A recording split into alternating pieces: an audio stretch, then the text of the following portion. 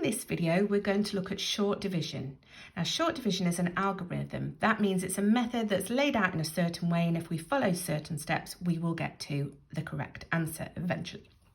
So it's based on using mental arithmetic, and if you don't know your times tables, you're going to find it really hard to do short division.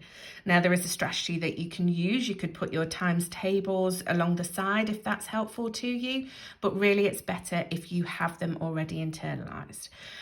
Also, for short division, the number which we're dividing by, the divisor, goes at this point here. And really, this should be a single digit number.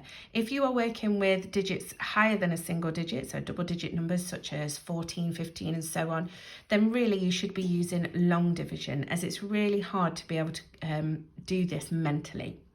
So in this one, we're going to look at short division without any regrouping. So that's when the numbers involved are going to be multiples of the divisor, because that will be helpful. Now, unlike most of our operations, to use short division, we actually work from the largest number, whereas normally, say, for example, if we're using columns, we work from the smallest and move from the right to the left, whereas here we go from the left to the right. Okay, so this is just talking about groups of numbers which fit into these other digits. So this number that we're dividing by, it's called a dividend, is 84.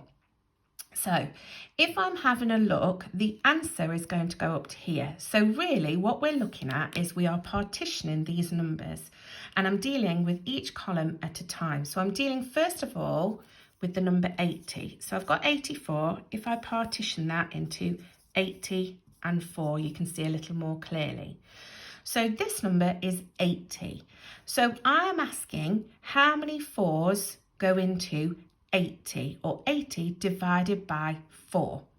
So how many 10s created by 4 will it take to get to 80? Well, 2 10s times 4 is would create 80. So it would be 2 10s, or 80 divided by 4 gives me 20. And the reason that I know that this 2 is a 20 is because it's in the tens column.